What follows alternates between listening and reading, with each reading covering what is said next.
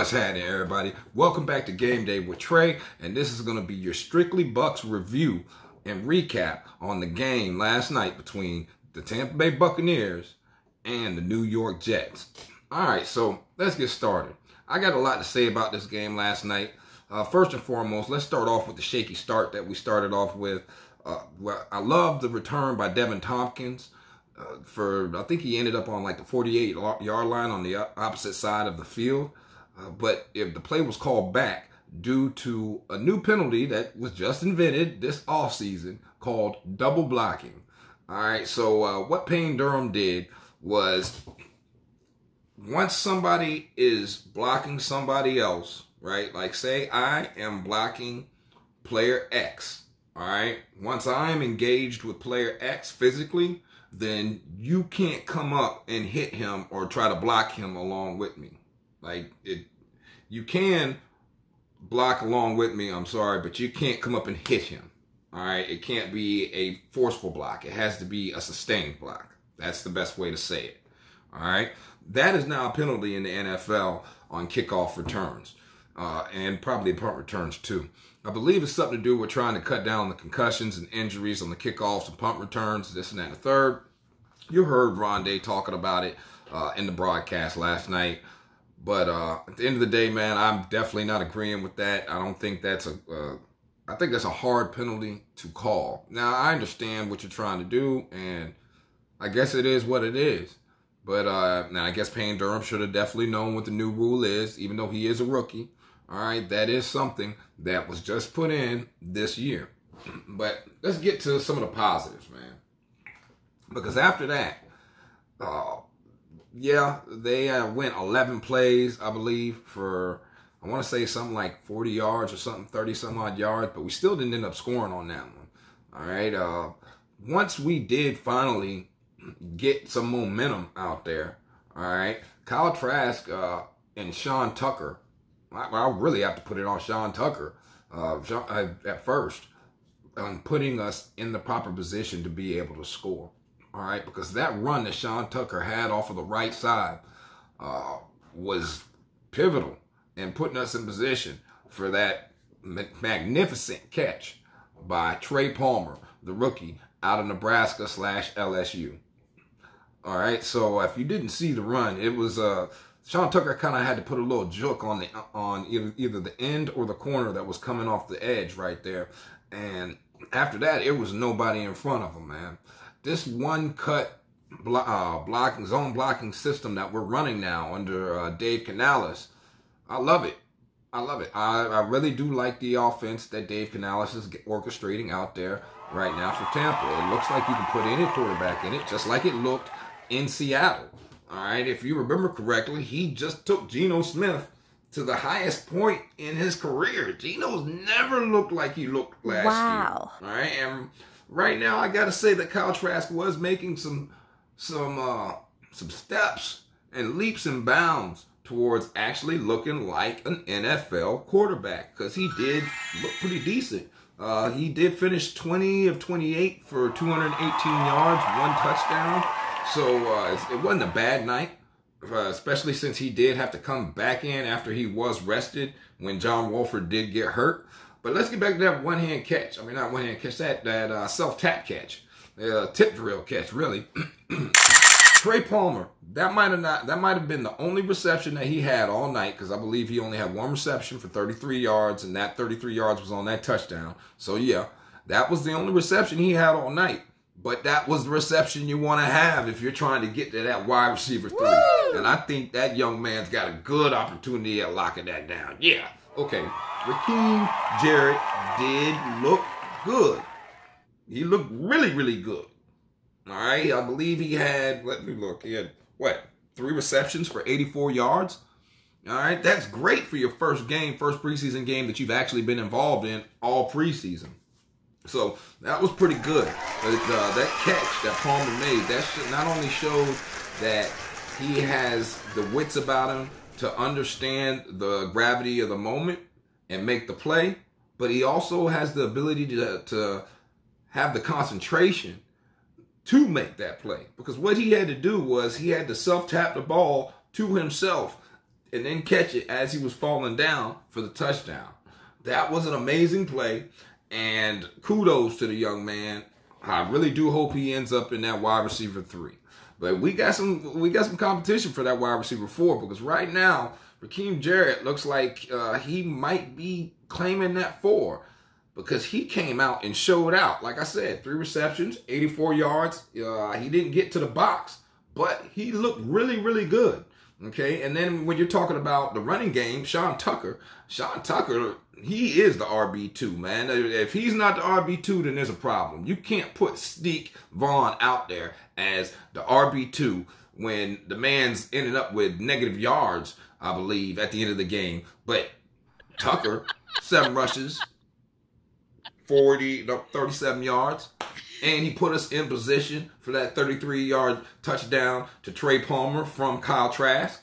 Like, and that's what opened the game up for the Tampa Bay Buccaneers. I'm going to be honest with you. Because Sean Tucker, combined with his ability to read how the defense is lined up and reacting to the steps and movements that he's about to make, it's like watching a symphony, man. It's been a long time since you've seen a good running back like that in Tampa. And I pray the young man stays healthy. And I pray that Rachaad White's looking as good as I think he's going to be looking. Because remember, Rachaad White was compared to Roger Craig when he came out of Arizona State. Remember, Herm Edwards was his coach at Arizona State. So he did speak on that, man, and he put him in that high esteem. Remember, he did play against Roger Craig, so he would know if somebody is moving like Roger Craig. But anyway, I digress, man. Let's get back to what we were talking about from last night. So yeah, all that was great. But what else looked solid was the defense looked like a bend but don't break defense, guys. All right, and when I'm saying it looked like a bend but don't break defense, the fact that we had most of our second stringers out there for a legitimate amount of time, okay, and they did give up yards, but they didn't give up touchdowns. It's a testament to what Todd Bowles has got going on out there with this defense, and how I honestly believe that at the end of the year, this is going to be a defense that people are going to be talking about. I'm not too sure about where we're going to finish. All I can do is tell you that I think we're going to at least end up with 7 to 9 wins. But at the end of the day, that defense is biting. You better be on the lookout. Keep your head on the swivel. Especially if you're looking to try to hit the slot. Because D. Delaney was looking good last night as well, man. I believe he had a few PBUs and he had 1 interception last night. So you can't be mad at how D. Delaney's showing up and he's trying to actually hold on to that slot corner position this time. Like, he has started for the Tampa Bay Buccaneers, and whenever we've needed him due to injury, this, that, and the third, and he's always showed up and shown out. And I've always wanted this young man to get a hold of that position and really hold on to something. Like, you shouldn't always be on the practice squad or coming off the practice squad or just a special teamer. D. Delaney is a decent corner, and I believe he is growing. And so that was good to see. All right, so the next thing I want to talk about is I'm happy to see Todd Bowles makes a QB decision, man. Not to say he came out and said that Baker was his starter, but his actions said it for him. And that's the way that a head coach is supposed to be carrying himself. I'm just happy to see that. It's about time, man. Especially when you're talking about, let's just talk about week 1. Okay, week 1, we play against the Minnesota Vikings. All right. Baker Mayfield has 69 starts. Kyle Trask has thrown 9 real NFL passes in real games. That Minnesota crowd is raucous.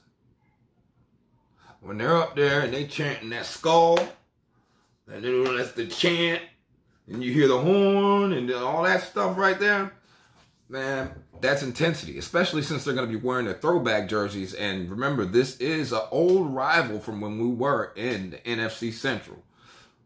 This is going to be a good game, but this is not the game I would want to start Kyle Trask in.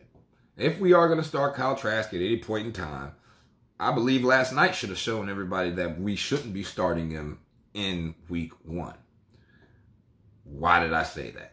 Well, let's talk about it for a second.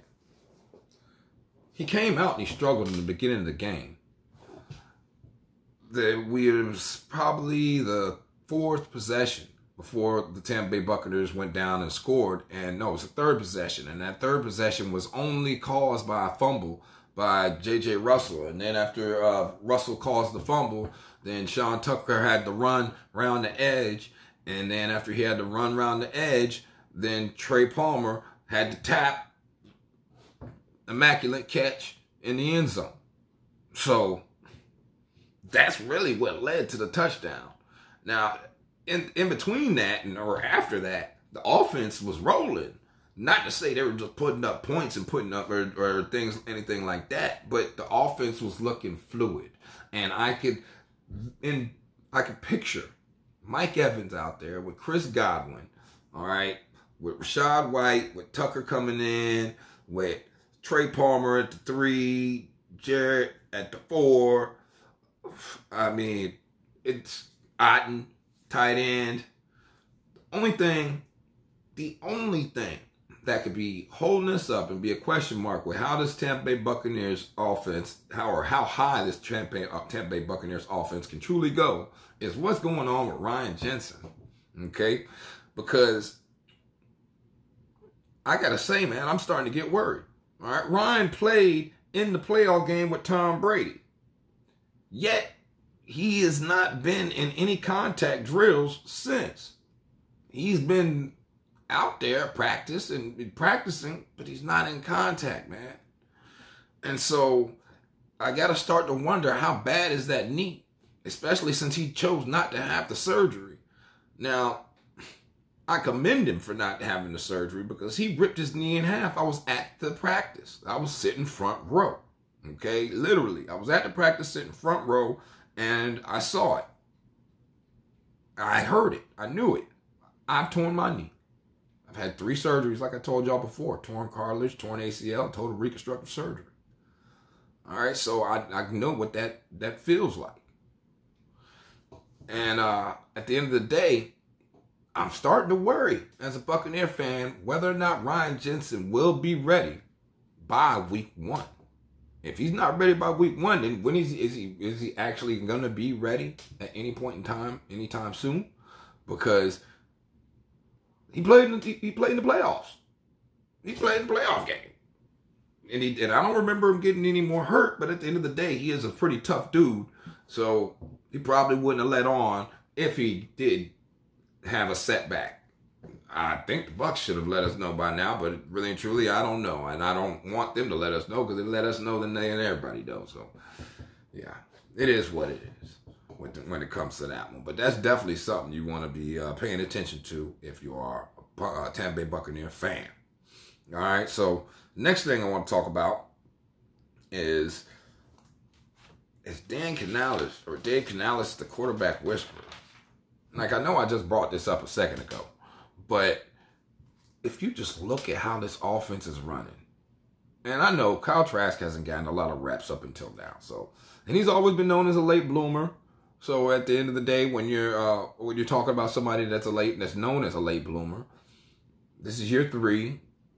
Usually, this is the time that he would take a step forward.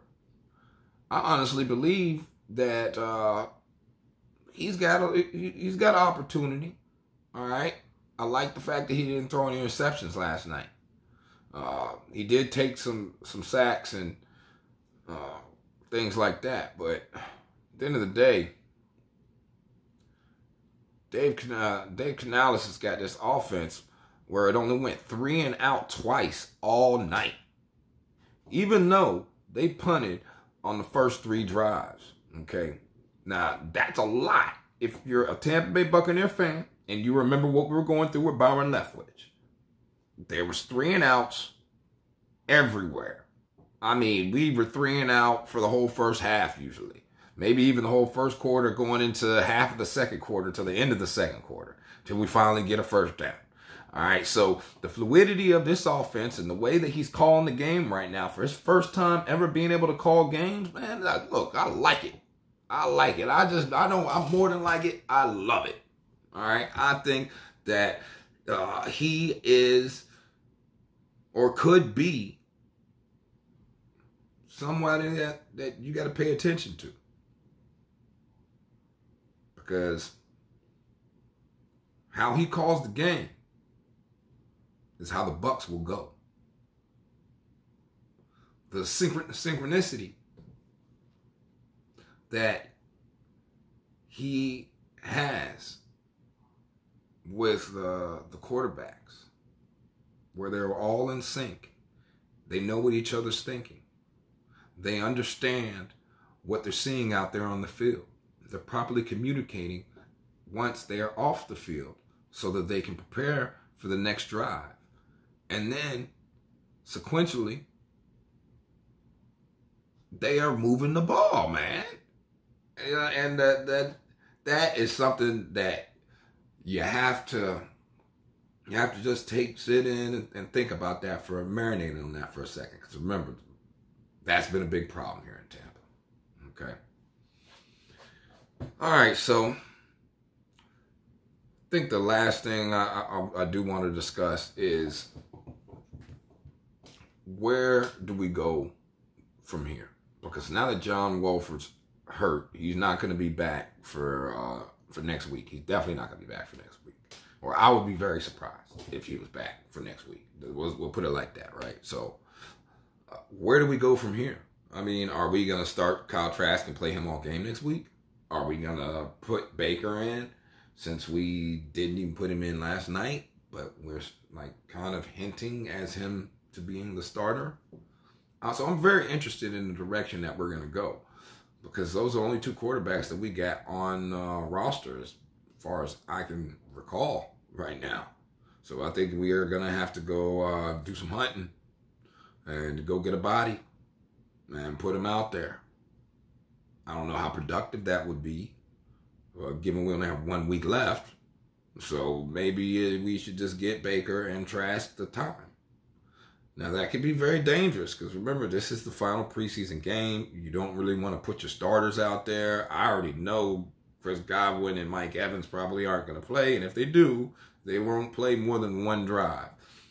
This is not, in my opinion, the game that you put your starters back in and put them out there. If you're going to wait and hold them out, then keep holding them. All right? Because this is the game when you have the slug of slugs out there, the bums of bums. If you noticed or paid attention to what other teams did this week, look, Josh Allen, he played all the way until halftime, maybe 3rd quarter, all right, for Buffalo, as an example. So you just got to get these guys some reps and some live reps. And if you're not going to give them live reps during the preseason, which I hope you don't next week, then I'm all right. We'll wait until Minnesota. Okay. I can wait till Minnesota.